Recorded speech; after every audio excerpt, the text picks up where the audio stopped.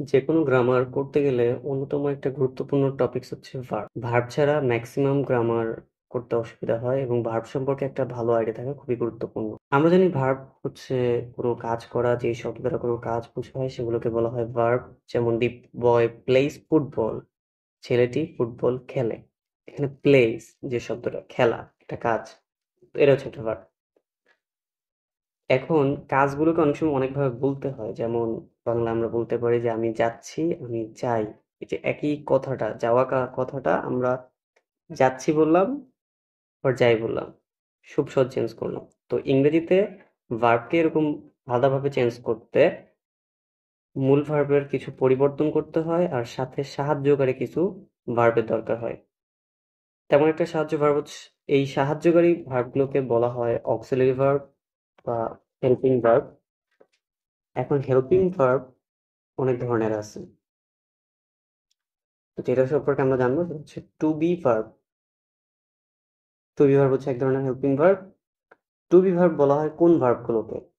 Two be verb আমাদের হচ্ছে am, is, are, was, war.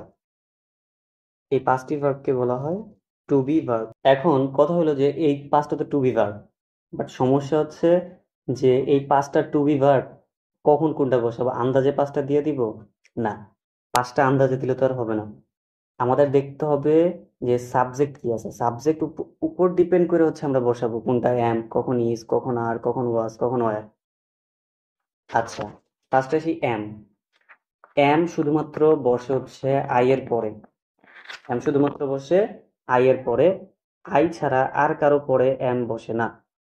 তো সবসময় মনে রাখবো, এম বসে কার পরে? আই এর পরে। এরপর ইজ। ইজ বসতে পারে যে কোনো থার্ড পারসন সিঙ্গুলার নাম্বার, যেমন হি। হি এর পরে ইজ বসে। শি। তারপর ইট, বা কোনো সিঙ্গেল কোনো কিছুর নাম, কোনো একটা টেবিলের নাম বা একটা পাখির নাম, সিঙ্গুলার কোনো নাউন বোঝালে বা একজন বোঝালে তারপরে সবসময় অক্সিলারি ভার্ব হিসেবে বসে হচ্ছে ইজ। আর কার কার পরে বসে? প্লুরাল যারা আছে, যেমন উই, দে, তারপর হচ্ছে অনেক লোকদেরকে বুঝাইতেছে এমন কোনো শব্দ যেটাতে অনেক লোককে বুঝে, তাদের পরে আর বসে। আরেকটা জিনিস, সেটা হচ্ছে একজন বুঝাইলেও আর বসে, দুইজন বুঝাইলেও আর বসে, সেটা হচ্ছে ইউ।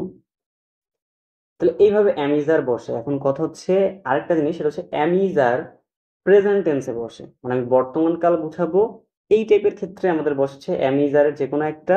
তখন আমরা দেখবো যে সাবজেক্ট কি আছে, আই থাকলে এম, হি, শি, ইট বা অন্য কোনো কিছু সিঙ্গুলার বা একজন বাচক কোনো সাবজেক্ট থাকলে ইজ, আর অনেকজন বোঝালে বা আর থাকলে, অনেকজন বোঝালে বা ইউ থাকলে আর বসে।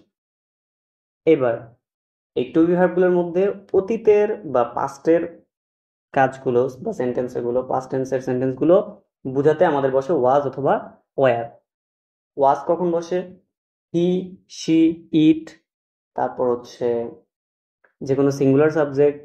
সহজ কথায় প্রেজেন্টে যার যার পরে ইজ বসে, পাস্টে তার তার পরে ওয়াজ বসে। যাদের পর ইজ বসতে পারে প্রেজেন্টে, তাদের পরে বসে হচ্ছে ওয়াজ। ইউ এর পরে ওয়ার বসে, উই এর পরে ওয়ার বসে। এছাড়া প্লুরাল যত যা কিছু আছে সবকিছুর পরে ওয়ার বসে। এখন কথা হচ্ছে এম তো ছিল, মানে আই এর পরে তো এম বসতো। তো আই এর পর কি বসে? এখন পাস্টে আই এর পর বসে হচ্ছে ওয়াজ। তাহলে যে কোনো singular subject, he, she, it, I, এদের পর হচ্ছে ওয়াজ, আর সব কিছুর পর ওয়্যার। এরপর এই যে বি ভার্ব গুলো, এগুলো অক্সিলারি ভার্ব হিসেবে ব্যবহার হয়, আবার মাঝে মাঝে প্রিন্সিপাল ভার্ব বা বাক্যের যে মূল ভার্ব এটা হিসেবেও ব্যবহার হতে পারে। এটা হেল্পিং ভার্ব কখন? হেল্প কি? সাহায্য করা। ওরা অন্য কোনো ভার্বকে সাহায্য করে, তার মানে বাক্যে অবশ্যই আরেকটা প্রিন্সিপাল ভার্ব থাকতে হবে। যদি আরেকটা মূল ভার্ব আছে plus am is are was were আছে, তখন বি ভার্ব হচ্ছে হেল্পিং ভার্ব। এছাড়া বি ভার্বকে আমরা হেল্পিং ভার্ব বলতে পারবো না। মাঝে মাঝে বি ভার্ব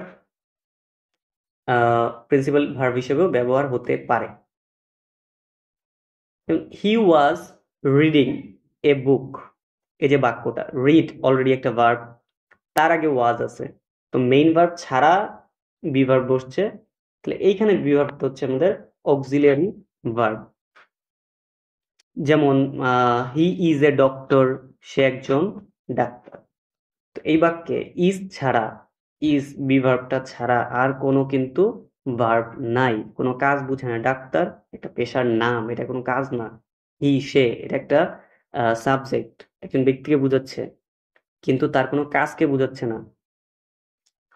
কাজ, আচ্ছা ডাক্তার, ডক্টর তো কাজের নাম, বাট এখানে কিন্তু কাজের নামটা না, কোনো কাজ করা বোঝানো, সেটা হচ্ছে ভার্ব। তো এখানে he is a doctor, doctor যে শব্দটা সেটা হচ্ছে একটা কাজের নাম। যেহেতু কাজের নাম বুঝাইছে, আহ, আর কোনো ভার্ব নাই, তাহলে এই বাক্যে আমাদের বি ভার্বটা হচ্ছে মেইন ভার্ব। তো এরকম ভাবে আমাদের বি ভার্ব গুলো ব্যবহার হয়। বি ভার্ব হচ্ছে টোটাল 5টা। এই 5টা বি ভার্ব কোন কোন সাবজেক্টের পরে বসে সেটা আমরা বললাম, কোনটা কোনটা প্রেজেন্টে বসে সেটা বুঝালাম, কোনটা পাস্টে বসে সেটা বললাম, আর ক্ষেত্র বিশেষে যে এটা প্রিন্সিপাল ভার্ব হিসেবে ব্যবহার হতে পারে। এবার এটা বিভিন্ন ধরনের শব্দার্থ, শূন্যস্থান পূরণ, গ্যাপ ফিলিং অ্যাক্টিভিটিস, এমনকি রাইটিং পার্টেও অনেক কাজে লাগবে। তো প্রিভার্ব ক্লাসটা বারবার বারবার প্র্যাকটিস করবেন সবাই।